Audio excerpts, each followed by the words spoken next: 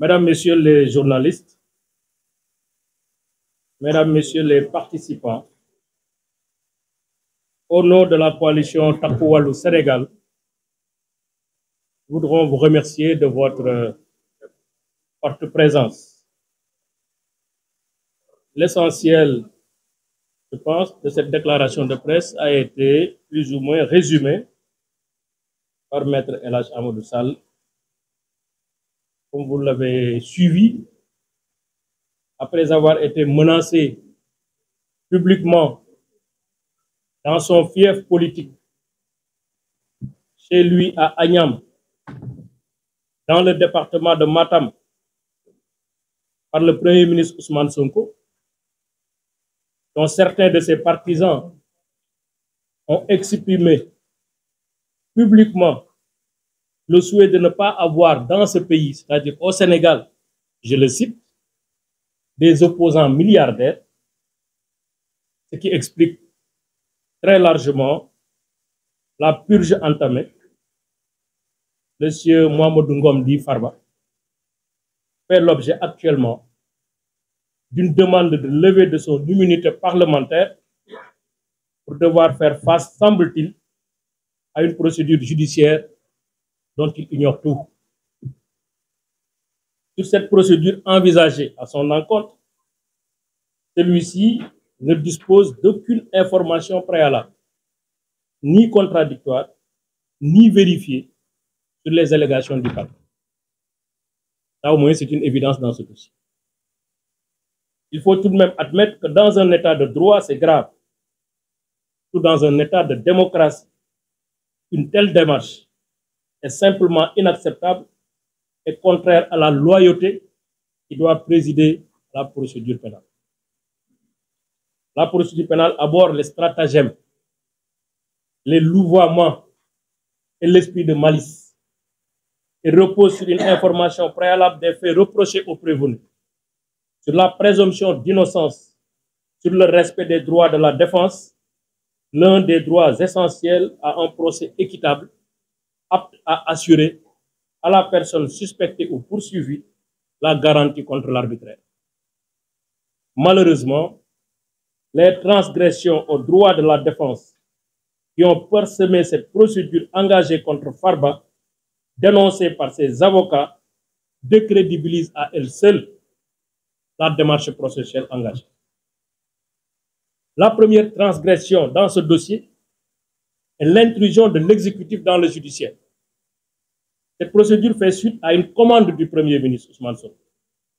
Pour preuve, c'est le procureur du parquet financier auprès du ministère de la Justice qui sollicite la levée de l'immunité parlementaire du député Farba Ngom. Ce n'est pas une institution judiciaire de jugement, après avoir apprécié des faits, estime devoir élargir son enquête ou son instruction à des personnes, ce qui aurait pu être le cas. À ce jour, aucun juge d'instruction n'a été saisi. La deuxième transgression est relative aux perquisitions violentes au verger du sieur Farba Ngom à Diamniadio, ayant fait l'objet d'un procès-verbal constat d'huissier.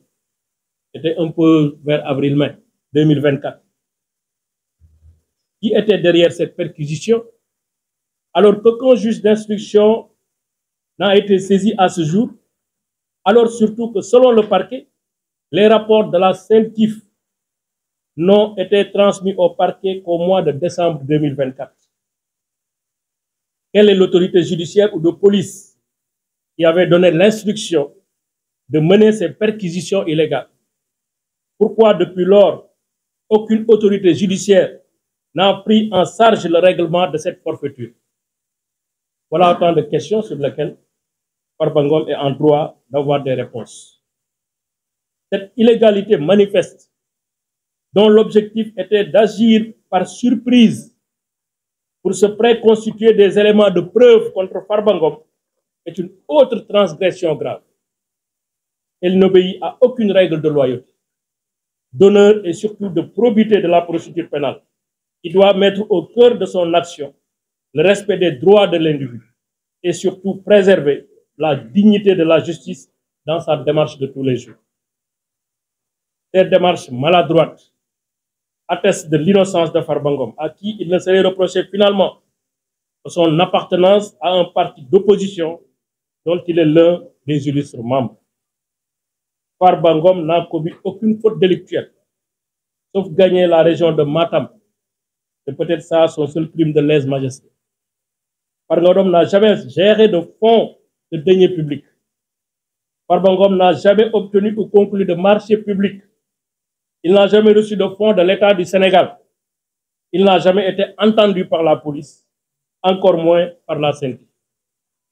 Aucun élément ne lui a été communiqué sur les faits qui lui sont reprochés.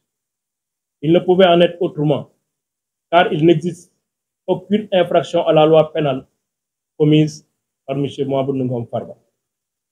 Il s'agit pour nous, pour la coalition Takku Wallu Sénégal, d'un acharnement procédural accompagné d'une tentative d'asphyxie financière, foncière et fiscale, et surtout d'étranglement fiscal, en raison d'enquêtes fiscales engagées cumulativement aux poursuites pénales. Au moment où je vous parle, les 3 sociétés de Farba Ngom font l'objet d'enquêtes fiscales. Là aussi, c'est une information. La SCI ABA, la SCP Sucre, la SCP Tijania font l'objet aujourd'hui d'une enquête fiscale. Mesdames, Messieurs, nous avions tous salué et accompagné la réforme de la CREI, dont la critique majeure portait sur la violation de la présomption d'innocence et le renversement de la charge de la preuve. La réforme du 2 août 2023, modifiant le code de procédure pénale et instituant le pôle judiciaire spécialisé dans la répression des crimes et délits économiques ou financiers, dénommé pôle judiciaire financier en abrégé PJF, est une réforme majeure de la gouvernance du président Macky Sall. Cependant, la mise en place du pôle judiciaire financier ne devrait pas être une réforme de plus. Une réforme pour rien. Une réforme à l'issue de laquelle les droits de la défense continueront à être sacrifiés aux grandes dames de la crédibilité de l'institution judiciaire.